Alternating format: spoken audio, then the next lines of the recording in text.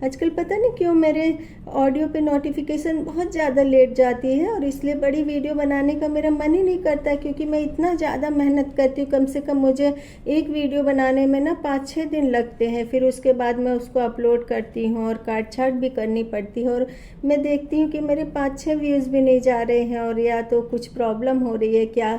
मुझे लगता है कि जब तक ये प्रॉब्लम सॉल्व ना हो तो मैं शायद वीडियो डालना ही बंद करूँ, या तो फिर मुझे कहीं से पता चल जाए कि मेरे वीडियो पे इतने ज़्यादा कम व्यूज़ क्यों जा रहे हैं।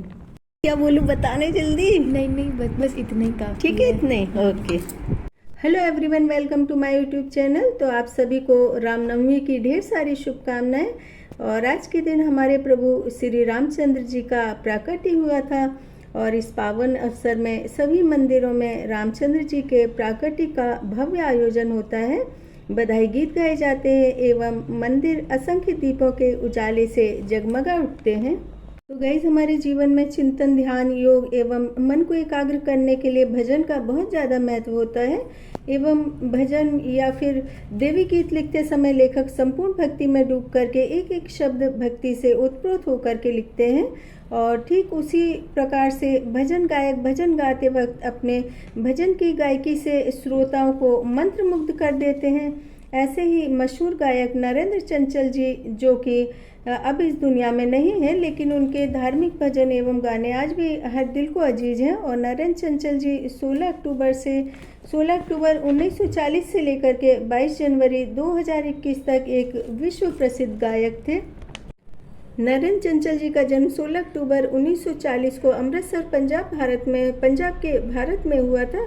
क्योंकि उन दिनों भारत ब्रिटिश सरकार के कब्जे में था, इसलिए भारत को ब्रिटिश भारत समझने की भूल कर बैठे थे। और नरेंद्र चंचल जी द्वारा गाए कुछ भजन आज भी लोग वैष्णो देवी जाते समय जयकारे लगाते हुए गाते हैं, और अपनी यात्रा को और भी भक्ति के रस में सराबोर कर लेते हैं। और इनका अवतार पिक्चर का गाना चलो बुलावा आया है, माता ने बुलाया है, बहुत ही ज़्यादा मशहूर हुआ। और इस पिक्चर में अपने बीमार बच्चे को माँ भजन गाते हुए वैष्णो देवी की चढ़ाई करती हैं, और जिस उम्मीद से अपने बेटे को लेकर के माँ के दरबार में जाती हैं, तो सचमुच ये सीन देख करके दर्शकों की आंखों में आंसू आ गए थे।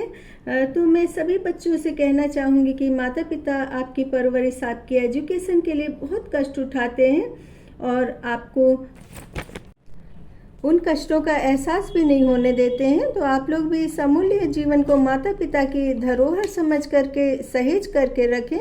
और नरेंद्र चंचल जी ने अम्बे तू है, जगदम्बे काली एवं हनुमान चालीसा, संकट मोचन, नाम तिहारा और राम से बड़ा, राम का नाम आदि भजन गाए।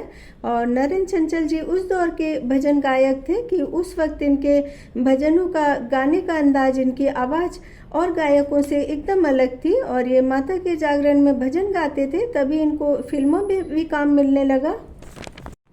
लेकिन कहा जाता है कि फिल्मों में काम मिलते ही इन्होंने भजन गाने बंद कर दिए थे, और जैसे ही इन्होंने भजन गाने बंद किए तो ऐसा माना जाता है कि अचानक इनकी आवाज़ चली गई, और इनको बहुत ज़्यादा पश्चाताप हुआ कि उनको इस बात का भी एहसास हो गया कि इनके गले में माँ सरस्वती का वास भजन एवं देवी गीत गाने के लिए ही था। तो इन्होंने बहुत इलाज करवाया और इनकी आवाज़ फिर से वापस आ गई, और फिर दोबारा से इन्होंने देवी गीत और भजन गाने शुरू कर दिए। नरेंद्र चंचल जी का नाम उस वक्त सुर्खियों में आया जब उन्होंने 1973 में ऋषि कपूर और डिम्पल कपाड़िया की डेब्यू फिल्म बॉबी में बेशक मंदिर मस्जिद तोड़ो गाना गाया था, और इस गाने ने इनको रातों रात स्टार बना दिया था। और इसके बाद इन्होंने पीछे मुड़ करके नहीं देखा, लेकिन इनको शायद रुतबा और पब्लिक का मान सम्मान कम लगने लगा, तो इन्होंने एक बार देवी गीत गाने से भी मना कर दिया था, और तभी अचानक से इनकी आवाज़ चली गई। नरेंद्र चंचल जी ने संगीत की विधिवत शिक्षा प्राप्त की थी, और एक दिन नरेंद्र चंचल जी वैसाखी मौके पर आयोजित प्रोग्राम में गाना गा रहे थे, तभी राज कपूर जी ने उनकी आवाज़ को पहचाना, सुना और उनके गाने की बहुत ज़्यादा तारीफ की। तभी उनको रोटी कपड़ा और मकान नामक पिक्चर में काम मिल गया, और जिसके कलाकार मनोज कुमार और मौसमी चटर्जी थे। तो इस पिक्चर का ये गाना बहुत ज़्यादा फेमस हुआ। दिल की लगी दिल को दिल लगाई मार गई, दिल लगी को प्यार की दुहाई मार गई, दिल की बात दुनिया को बताई मार गई, दिल की बात दिल में जो छुपाई मार गई और बाकी कुछ बचा तो महंगाई मार गई। तो पिक्चर का ये गाना लोगों को बहुत पसंद आया था और आज के युवा वर्ग के लोग भी इनके गानों को बहुत ज़्यादा सुनते हैं। नरेंद्र चंचल जी ने एक इंटरव्यू के दौरान कहा था, एक दिन मैं फिल्म म्यूज़िक नाइट के लिए आगरा जा रहा था और उससे पहले काली माँ के मंदिर में माथा टेकने गया और यहाँ पर पहले भी माता के गीत गाता था और वहाँ पर कुछ भक्त भजन कीर्तन कर रहे थे।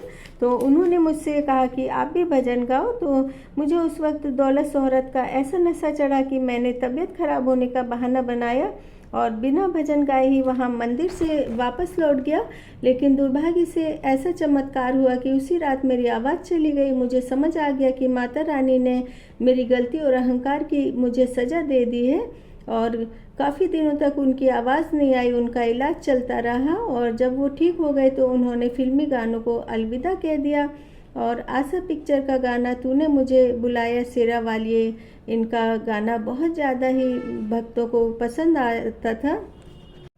नरेंद्र चंचल जी की एक बहुत ज़्यादा ख़ास बात थी कि वो भी जिस भी फिल्म के लिए गाना गाते थे तो वो गाना सुपर डुपर हिट हो जाता था। तो एक बेनाम पिक्चर का गाना था, यारा हो यारा इश्क ने मारा, हो गया मैं तो तुझसे तमाम, दे रहे मुझे सब तेरा नाम, मैं बेनाम हो गया। तो ये बेनाम पिक्चर भी सुपर हिट गई थी और इसमें हीरो अमिताभ बच्चन जी थे। नरेंद्र चंचल जी ने मिडनाइट सिंगर नाम से एक जीवनी प्रकाशित की थी जिसमें उनके संघर्ष, कठिनाइयों एवं उपलब्धि का वर्णन मिलता है। और वे हर वर्ष 29 दिसंबर को कटरा वैष्णो देवी जाते थे एवं साल के आखिरी दिन देवी भजन गाते थे। और 22 जनवरी 2021 में 80 वर्ष की आयु में नरेंद्र चंचल जी का अपोलो अस्पताल दिल्ली में निधन हो गया। तो इसी तरह से धार्मिक विचारों की जानकारी के लिए मेरे चैनल को सब्सक्राइब करें।